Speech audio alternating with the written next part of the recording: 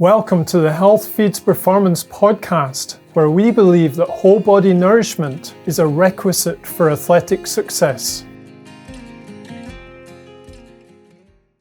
I'm your host, Ian Craig from the Centre for Integrative Sports and Nutrition, and today I'll be talking to naturopath and sports specialist, Dr. Warren Brown.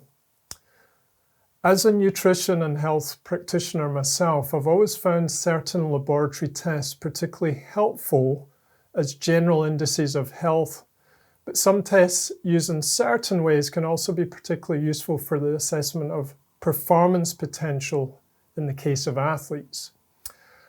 And I've known many testing specialists before, but I've never known one who has also done sport. And Warren has an extensive practice with athletes. So it's been a real pleasure to get to know him over the last few months. So Warren, please can you start by just sharing a bit about yourself, your background, your interest in sport, and also what brought you into functional testing? Certainly, Ian. Thank you so much for having me as a listener and a viewer of your podcast. It's an honor to be with you, and always great to get together with you. So I'm a naturopathic physician. I completed my training at the School of Naturopathic Medicine at Bastyr University in 2012. After that, I did an 18-month residency and worked with a variety of different types of patients and a really talented team of doctors. And that really sort of set my practice into motion in a very positive way.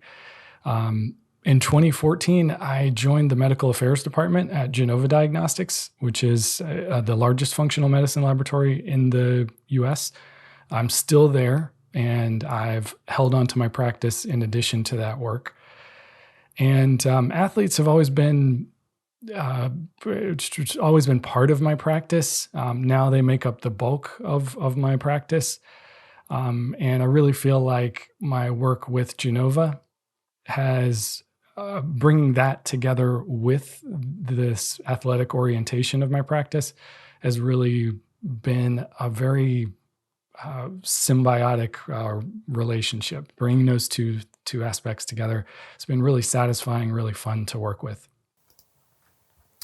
So I'm gonna lead in with quite a direct, deeper kind of question straight away, and that is, in what way do you deal with athletic people differently from the lay person when it comes to actually, choosing your tests and how you actually use them and interpret them?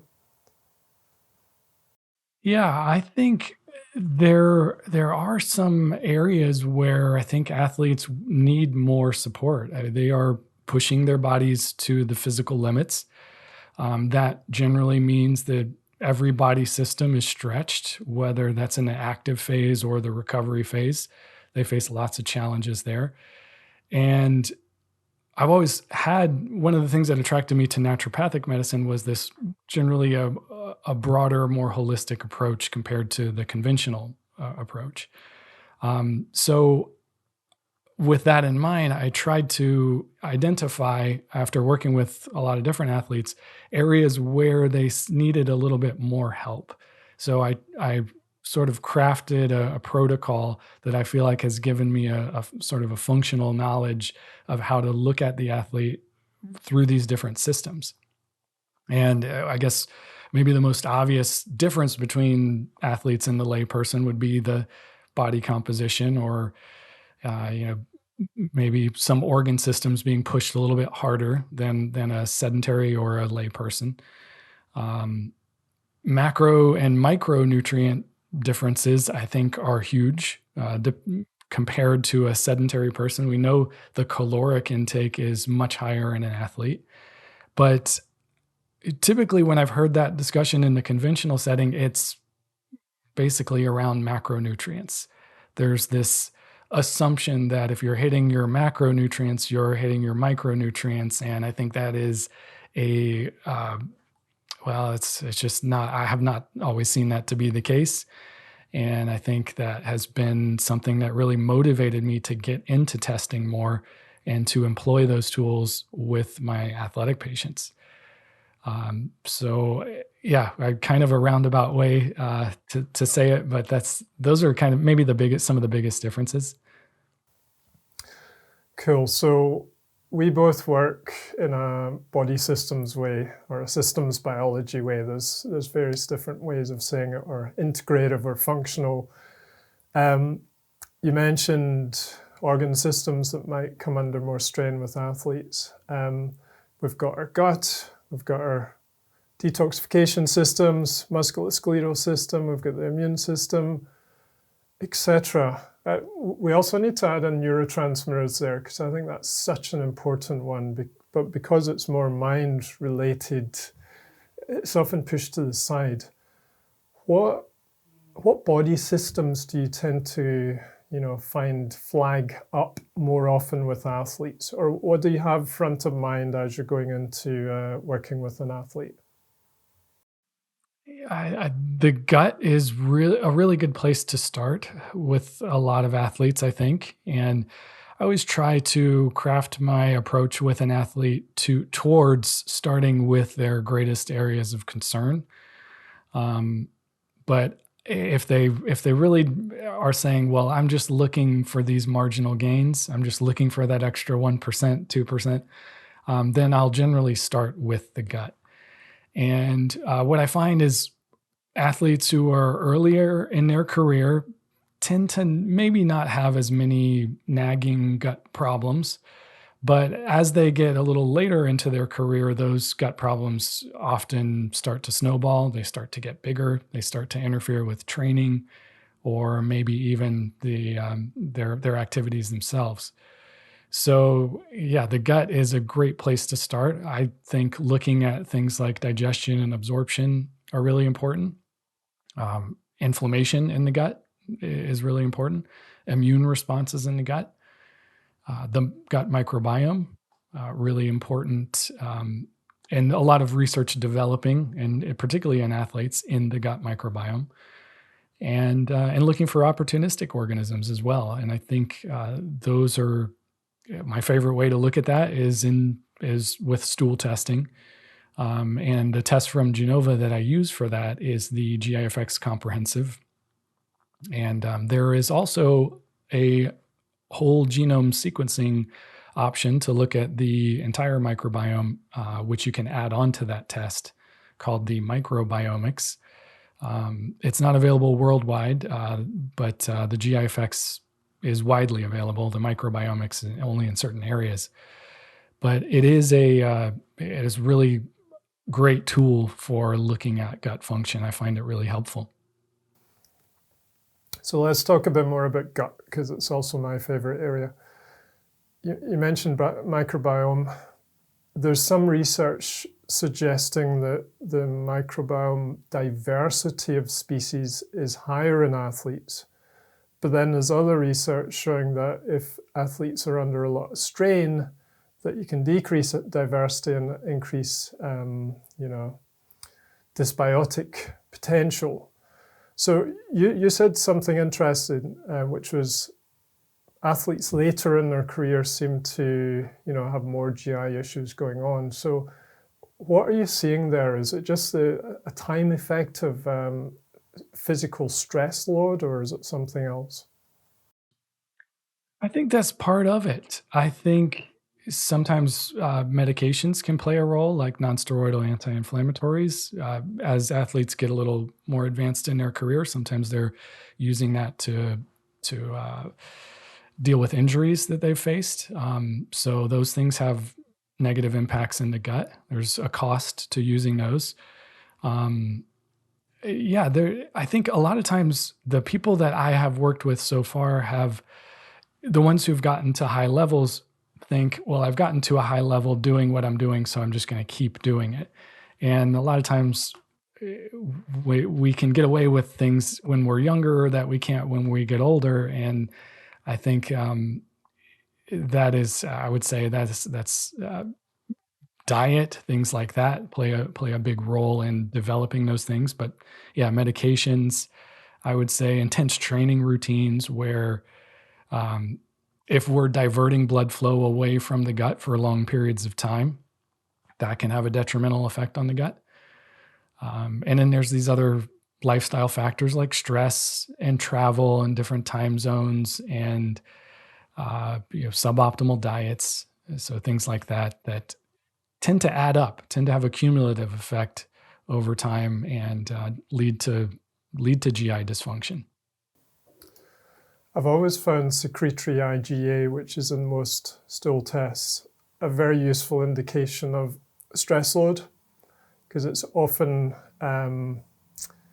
depleted in highly stressed athletes. But then you might find a high level in others where there's some potential infection going on. What have you found? What's the patterns that you've seen?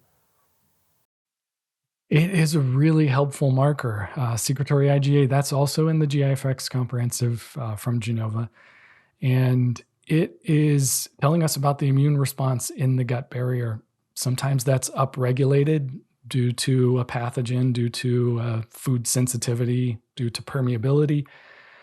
We can see an elevation in that. But as you said, there are some things that can suppress secretory IgA. And that could be acute stress, could be possibly some medications that have a blunting effect on the immune system in the gut. Even things like an overgrowth of methane-producing bacteria can suppress secretory IgA, have immune suppressive effects. And when we have this thing in the GI-FX comprehensive called the methane dysbiosis score, and we took statistical results from people who tested positive for SIBO in a SIBO breath test. They had high methane levels in SIBO who had done a GI-FX test at the same time. So we took those results, we ran statistical analysis on them, and we found that people who had high methane production in a SIBO test had secretory IgA lower, had suppressed some of that intestinal immune response. So that's just one example of immune suppression in the gut. But I think it is maybe one thing to help explain why we might see really high levels of secretory IgA in one athlete and low or suppressed levels in another. Can you just explain SIBO for those who haven't come across it or only know it as SIBO and not the full name? Because it's coming up more and more, and there's a lot more testing available for it. So what does it mean, and what's the place in your testing regime for looking at it? Yes, small intestine bacterial overgrowth is what SIBO stands for. And this would be an overgrowth of bacteria in the small intestine that can pose several problems, can lead to permeability issues in the gut, can lead to a lot of gas, a lot of bloating. A lot of times when patients have SIBO, they're told to eat a healthy diet, get more fiber, take a probiotic, get more resistant starches in the diet, they will feel worse when they do that. And that would be I would say a good example. If somebody includes more healthy foods in the diet and they feel a lot more gassy, a lot more bloated, sometimes diarrhea or constipation can come along with that, then SIBO is one thing that I start to wonder about. And you're right, there is testing for that. And it can be done fairly easily and is really helpful. I think a lot of times athletes and patients in general will feel discouraged when they start eating healthy and they feel poorly when their gut symptoms get worse. And considering testing for SIBO in that case is, I think, a good thing to consider. And you mentioned new gastrointestinal genetic testing. So that must be quite interesting when you start cross-correlating with, let's say, stool testing results. Have you used it very much, and what are you seeing so far? Yeah, whole genome sequencing is a new laboratory technique to look at basically the entire microbiome. We can identify up to 95% of the entire microbiome in that test. And it's a newer laboratory technique. The published literature seems to be moving in that direction for assessing the microbiome. And it's a fairly new test, but it is one that shows a lot of promise. And I think one of the values of it is that we can identify those bacteria, but we can also identify their genetic tendencies to produce certain metabolites like LPS or lipopolysaccharides, which is a problem for the gut barrier. We can look at potential to produce short chain fatty acids, which are beneficial for the gut barrier. So there are some interesting things we can find out by using that technique. And it's really, the test that we offer is called the microbiomics. And it's a really good one for diving deep into the microbiome. And a fantastic test. It's still new to us, so I haven't seen a lot of serial testing done in that yet, but it's really exciting. Let's go over to detox. So detox for many is this fad diet that we don't really need to do. Talking about many old-fashioned doctors here, but we know that detoxification is a biochemical process that is happening all the time. There's not that much specific testing for it. So I'd like you just to kind of tell us, how do we assess detox function in an athlete? And also within detoxification, oxidative stress stroke antioxidant function is really vital. So how do we look at that as well in the light of clearing toxicity in the body? It's a great question. And I do feel like detoxification is something that means a lot of different things to a lot of people. But when I focus with that in my program, I really am after what you've just mentioned, trying to make sure that they've got the right balance between pro-oxidants and antioxidants. Pro-oxidants, which could damage cells, could damage DNA, could damage mitochondria, and trying to make sure that they have enough antioxidants to have some balance there. Because if we overshoot in one direction or the other with antioxidants or pro-oxidants, then we create problems. So in terms of detoxification, I'm trying to detoxify excess free radical damage. Yeah, I guess in a way you could probably say it that way. But yes, I think antioxidants are part of the solution for that. Sometimes supplemental, ideally through the diet, I think is something I've heard you say on the podcast before. So I think it's certainly something I don't like to go into blindly. So I like to have some testing, some kind of assessment for their detoxification capacity or their antioxidant status to try and get an idea of how to approach that. So what kind of testing, which tests would give you that kind of information? Some of my favorite are lipid peroxides, which is measurable in the urine from a first morning void urine. And it basically will tell you oxidative damage to the fatty acids in the cell membranes. So you're looking at free radical damage to the fatty acids in the cell membranes with that test. Really high levels could mean that there's this imbalance, either not having enough antioxidants, or maybe they're faced with some overwhelming amount of pro-oxidants. And pro-oxidants could be anything from toxins, could be prolonged aerobic exercise that overwhelms their antioxidant capacity, could be smoke, could be radiation, could be a variety of things. But any of those things could potentially create free radicals that can cause damage to our cellular structures. So lipid peroxides is one. Another one that I find really valuable is 8-OHDG. which is a measure of oxidative damage to the DNA. That's also measurable in the urine. And both of those tests are available in the metabolomics from Genova, as well as the NutriVal from Genova. So they're organic acid type information. Right. Yeah. And would they give you information on potential damage to the mitochondrial membranes as well? It's hard to say for sure. My assumption is that if we're seeing damage to cell membranes with lipid peroxides or DNA with 8-OHDG, that could be spread through other body structures, including mitochondria. But I'm not certain about that. I'm sure somebody has researched that. I would imagine, but yeah, I can't recall off the top of my head.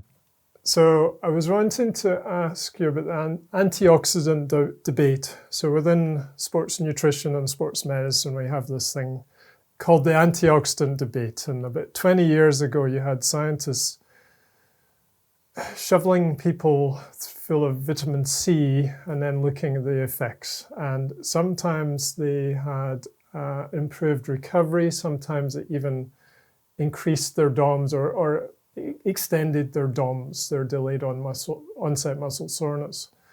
And then it kind of led to this big debate in the literature about should we be supplementing antioxidants to athletes, especially around important training sessions, because it could impede the supercompensation adaptive response after exercise. And, you know, some people are on one side of the fence, some people are on the other side, but then I find wise researchers talking about, well, let's look at the redox state of the athlete in the first place. Do you want to sort of comment on that a wee bit? Because you're obviously using the tests a lot more than I do, where you can start to assess their redox function before you then go in with supplementation. Yeah, I think we're on the same page with this, because I've heard you talk about this before as well. And I completely agree. And I think that's one reason about, like, if we don't have testing, if testing for whatever reason is not an option, then the food first approach is probably ideal, because then you're less likely to overshoot the mark if you're doing it through food. But I do really appreciate what you said about knowing that antioxidant capacity beforehand, because if we're dealing with somebody, an athlete who, let's say they're predominantly doing weight training or something that doesn't require doesn't involve a huge amount of pro-oxidants, then their antioxidant capacity may be better. They may not need a bunch of extra antioxidant support. Whereas an ultra marathoner who's running I think 50 miles or something like that, or I forget the metric conversion there, but if they're running 50 or 100 miles and in a short amount of time, they're doing a lot more oxidative phosphorylation. They're likely going to generate a lot more free radicals, and they may need more antioxidant support. But still, I think knowing that antioxidant capacity or having some idea about oxidative damage ahead of time will just help you to individualize that approach. And if we're looking at trying to personalize our approach to the athlete and find those metabolic blockages, those things that we need to unlock to get that extra 1 or 2%, then I feel like we have to approach them individually. And I think I am starting to see a little bit more of that in the sports med research about antioxidant supplementation, checking beforehand. But I think it's still fairly new from what I've seen. But yes, kind of a long-winded answer, but it is, I think, knowing that antioxidant capacity or oxidative damage status beforehand will help to better inform how you go about fixing that. So you've mentioned a couple of organic acid markers that would give you decent oxidative stress indication. Are there any other aspects that you would want to look at to inform potential for oxidative stress? So, for example, I'm thinking, energetics. Is the Krebs cycle turning over well enough? Glycolysis, oxidative phosphorylation. Certainly oxidative phosphorylation, you can get a lot of oxidative stress through that process. So is there anything else you'd be looking at test-wise to kind of get maybe not get a direct oxidative stress marker, but just to get a feel of how much do I really need to support this person that I'm working with? Yeah, it's a great question. I think we can look at things like coenzyme Q10. We can look at glutathione. Those would require a blood draw to do them appropriately. So Genova offers those in the NutriVal. But yeah, I also think about methylation to some degree because methylation and transsulfuration are working together. They're connected, and a very important transsulfuration metabolite is glutathione. So I think knowing something about methylation can indirectly be helpful. But I would say, yeah, the glutathione status is I would say another big one in terms of determining that redox balance for the patient. Cool, thanks, Warren. If you don't have the testing information, if they can't afford the $300 or £300 or whatever it might be, how would you look at their diet and what they're doing and kind of assess, how do I go in with this person? Do I supplement them? Do I just dress up their diet? Do I give some of my favorite antioxidant supports are like your food powders, like your red powders you might throw in a smoothie. So what would you look at? Because we're starting to move towards your X factor here that is outside of testing. Yeah, it's a great point. I do like to do a 24-hour recall on my athletes and just have them tell me, what did they eat for the last 3 or 4 meals, and if they can journal and keep track of that, or if they have a chef or something that they're working with, or I can get some information from a recall, I think that can be helpful. And the things that I look for are they getting some colorful fruits and vegetables in the diet? Are they, or is it just packaged or processed foods? Are they eating actual foods, or is it food-like substances? Things that I think are just kind of helpful to know about the diet are also when they're eating. I feel like that's pretty important. If they're eating late at night, sometimes that can create other types of problems. But I generally am looking for some kind of whole food at each meal.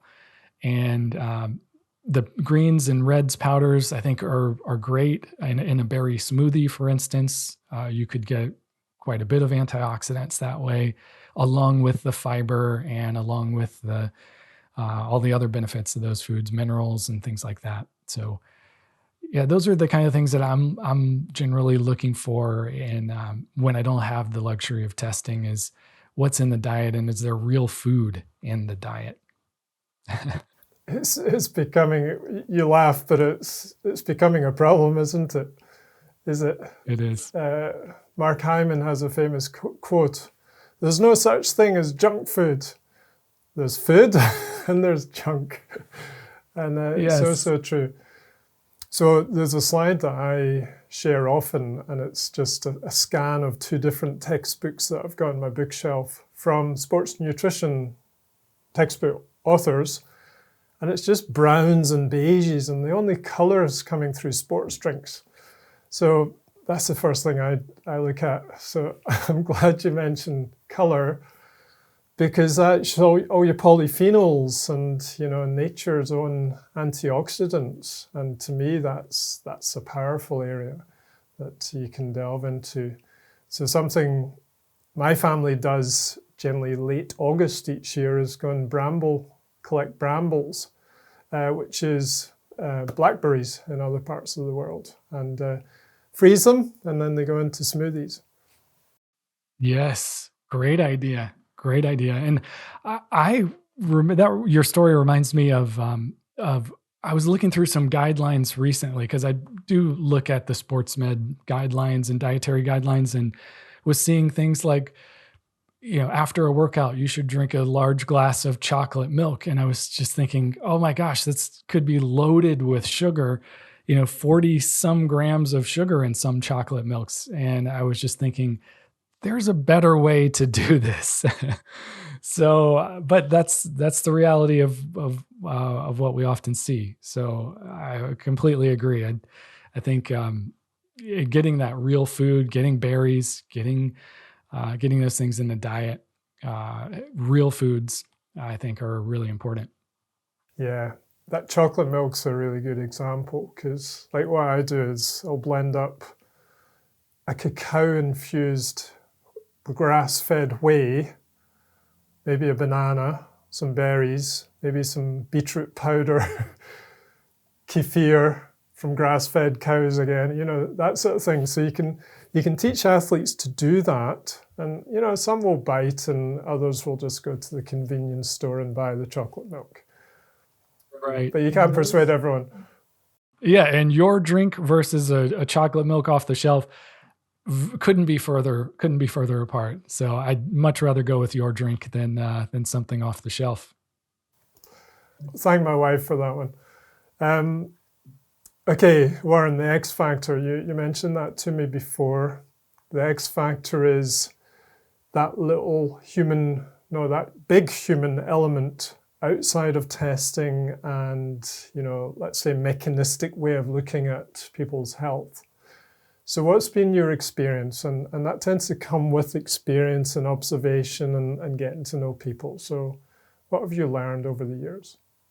One of the things I've heard you talk about, I think you put it so brilliantly, the science is important, but the context is really key. So the context of the athlete and how to apply that in the athlete, I think is really just, we always try to look to science to help guide us, but we can't forget about the individual person that we're trying to help.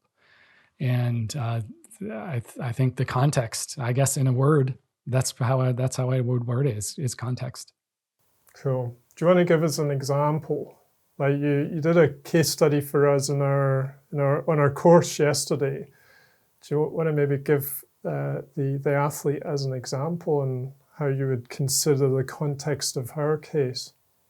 Yeah, I feel like testing is part of that context for me because it helps me understand them from a microbiome point of view, a metabolomic point of view, a hormone or neurotransmitter point of view, a structural point of view from a genomic standpoint. These are all things that I feel like helps add that context to what's going on inside the body, what I can't see. And I feel like that has really helped me to make better decisions. I think for some athletes, they're really good historians, and they know their regimen. They're very disciplined. They keep track of everything. And I think in those patients, they're easy to work with, and they're a little bit more of an open book. But for those who aren't that gifted in that area of keeping track of those things, I think this is where testing helps me to gain that context. So we all have our different tools, and we all can approach things differently. And I think that's kind of where the art of medicine comes in. But I feel like that's how I really capture that extra context that I need. And I always try to still interpret that information with the athlete in front of me. But that's kind of how I view that. It's nicely answered. Everything brings in context, doesn't it? Right. So can I ask about your favorite tests? If I have unlimited money, what would your go-to tests with athletes be? obviously context is key. You've just said that, but, ones you tend to use more. And then if money is a consideration, what's your best bang for buck kind of analysis that you would do? I think a couple that we talked about already. So the GIFX comprehensive, if I have the opportunity to add on the microbiomics to that, just to get a deeper assessment of the microbiome, then I'll do that, and that'll help answer a lot of questions about gut function and helps me make some decisions about diet and probiotics and prebiotics and things like that. The metabolomics, which is a first morning void urine test and looks at organic acids, amino acids, fatty acids, and some oxidative stress markers. And that's the one we talked about yesterday. And then I would say, top three would probably be the adrenal cortex stress profile, which I find really helpful. It's a salivary cortisol test, and it's different from a conventional cortisol test, which is typically done in the blood based off of just a morning blood draw. This one's different because it looks at cortisol patterns through the day. And you also get DHEA in that test. It's called the adrenal cortex stress profile. And helps me get a lot of insight into anabolic and catabolic balance. And in athletes who are under a lot of stress, they're under a lot of pressure, they don't have the best sleep routines, they're traveling a lot, things like that can really take a toll on the adrenals. And the adrenal cortex stress profile helps me sort of gauge where they are. Because if we're running high with cortisol, cortisol is a wear and tear hormone, as you know. So we're going to be more catabolic. We'll be more prone to breaking down muscle and connective tissue, and it will be really hard to maintain lean mass, maintain muscle. So I don't want to see really high cortisol patterns through the day. I know after a workout, we expect a temporary spike in cortisol, but it shouldn't stay high throughout the day. So for most circumstances, we want to see it return into the normal range. So looking at cortisol through the day can be really helpful. And there's also DHEA, which I know is a banned substance. That is something that we have to be aware of with any athlete, of course, but so it's not something we can supplement with, but we can at least see how the adrenals are in terms of their ability to produce it. And we can intervene with lifestyle and stress management and things like that to help manage it without overstepping any sort of regulation or rule. I'll second that with the adrenal stress index. I used to use them lots. And then I moved to South Africa and I couldn't get access to it at a good price point anymore. So I kind of got used to just building up experience of trying to figure out myself. And then since I've come back to the UK, I've used more Dutch tests and the likes, which are much bigger, but a lot more expensive. So I will still use the adrenal stress index quite a bit because you've got that, as you say, anabolic, catabolic, and it also gives you a good picture of the early Hans Seeley sort of model of adrenal stress, which is really quite interesting as well. What phase the athlete is at. Yes, and there is in the adrenal cortex stress profile that Genova offers.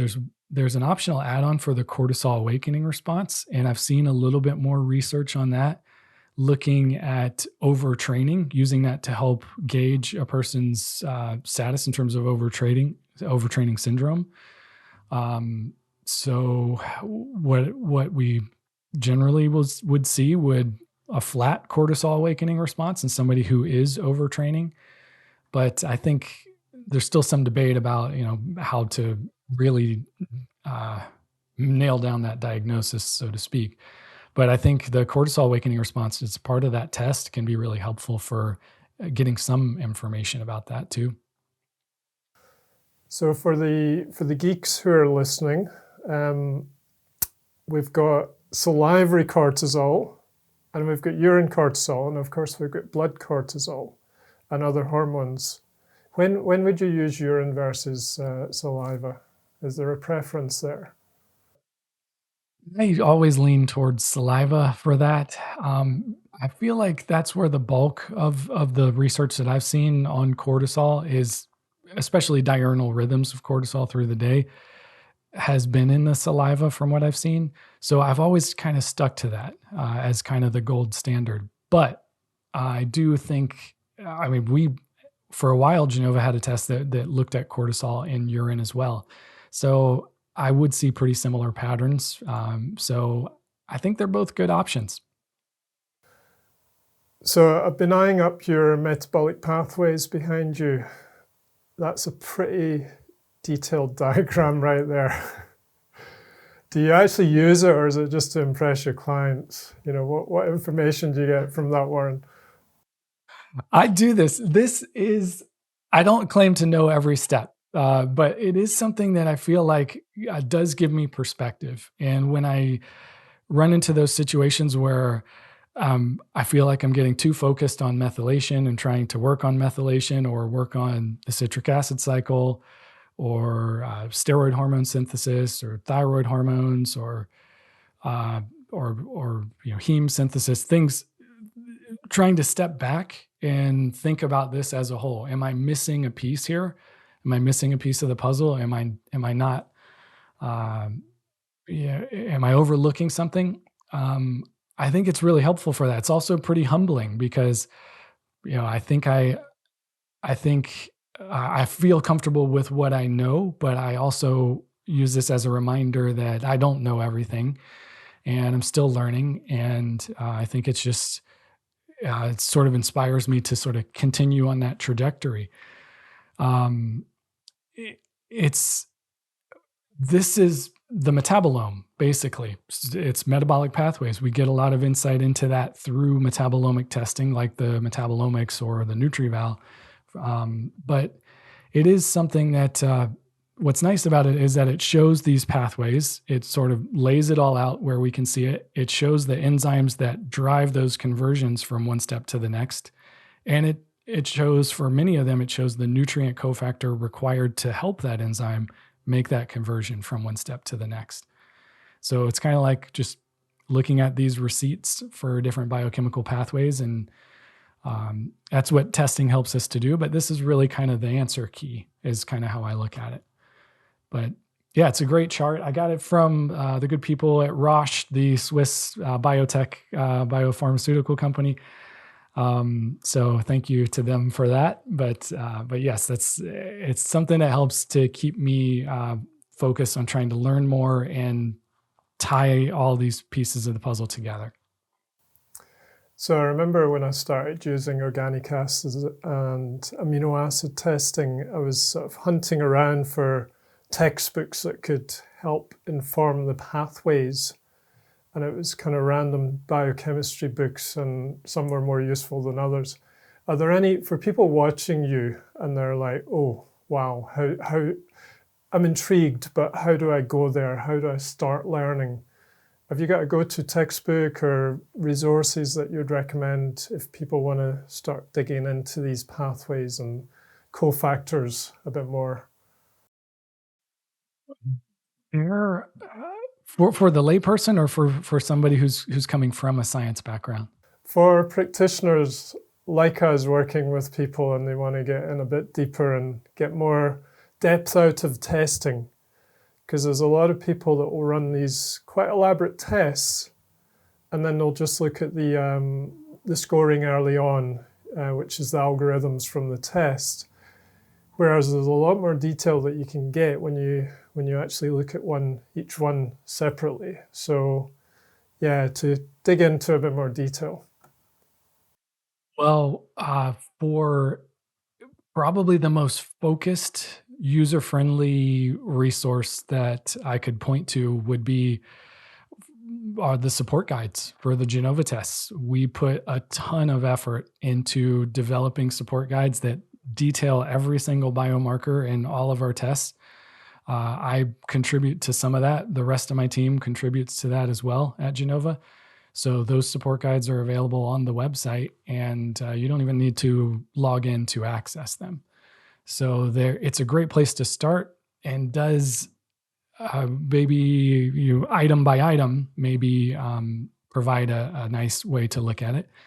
I think in a broader sense, I would say the Human Metabolome Database, PubMed, those kinds of resources are good for gathering more detailed information.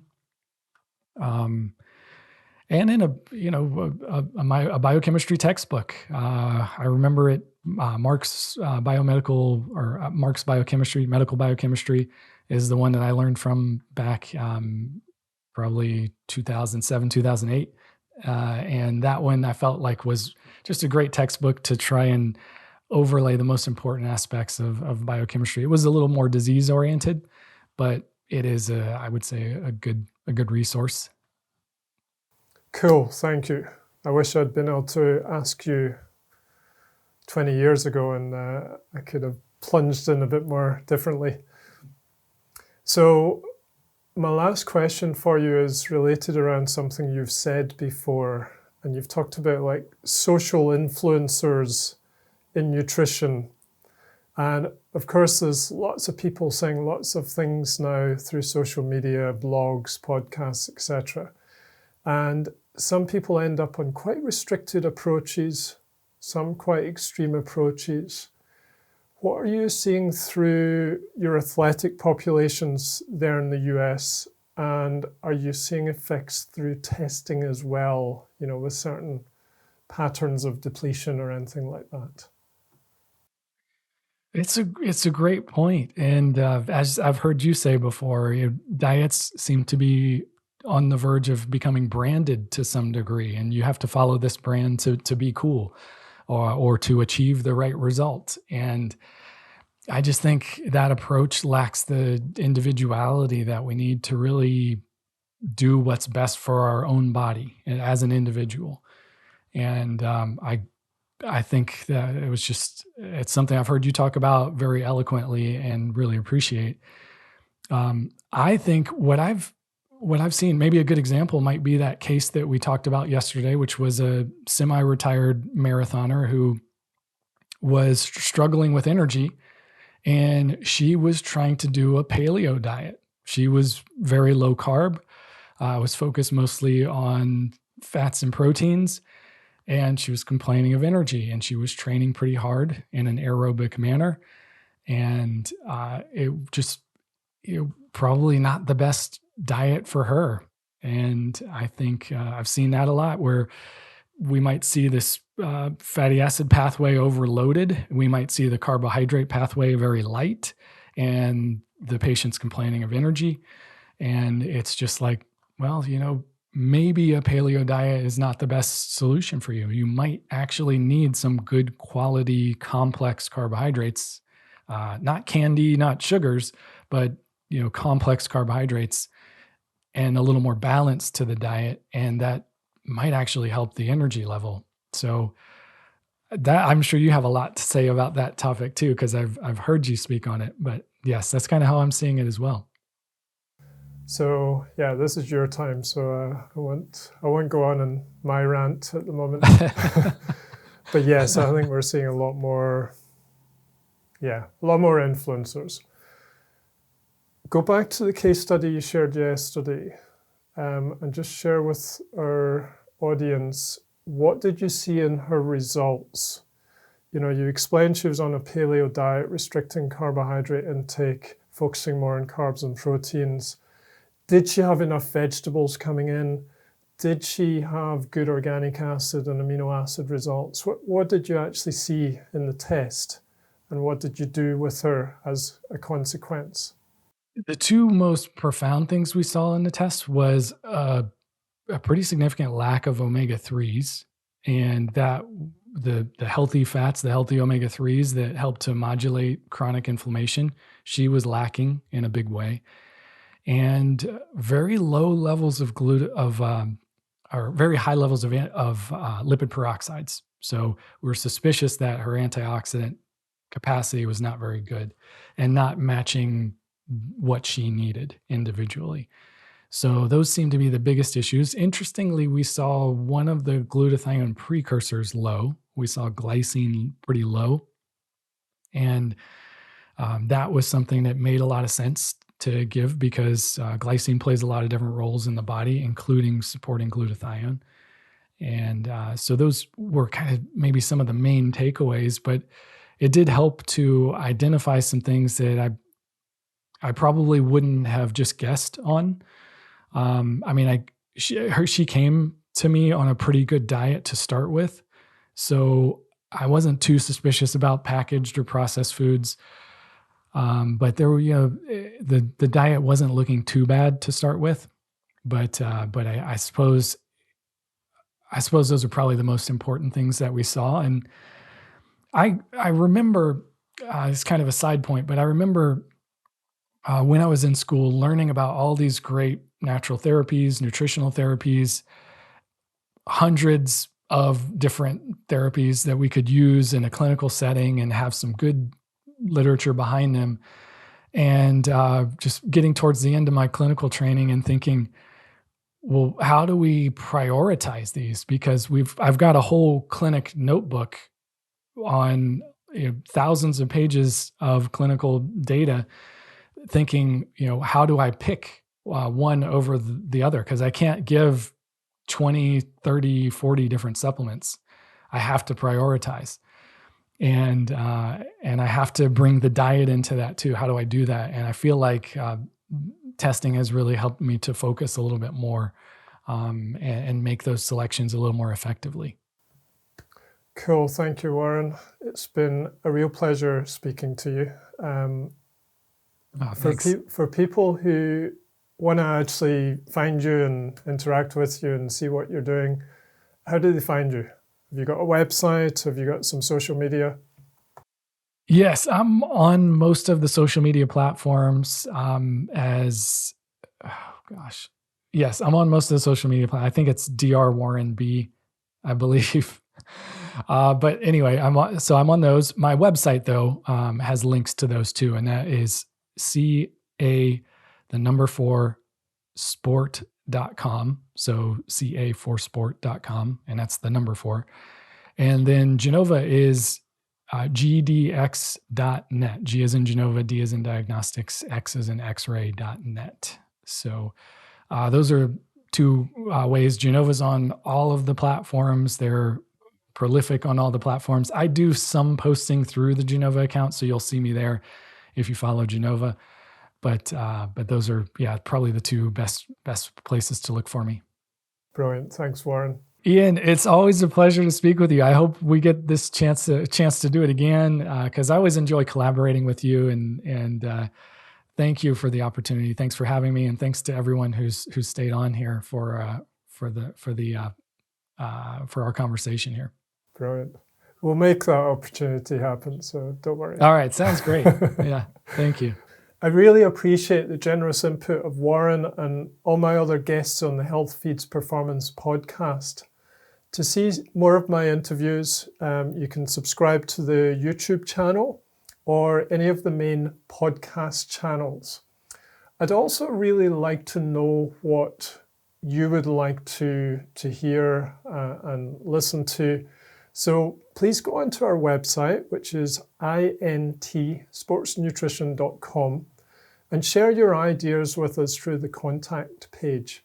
And while you're on there, you can have a look at the courses and modules that we run. So thank you and goodbye.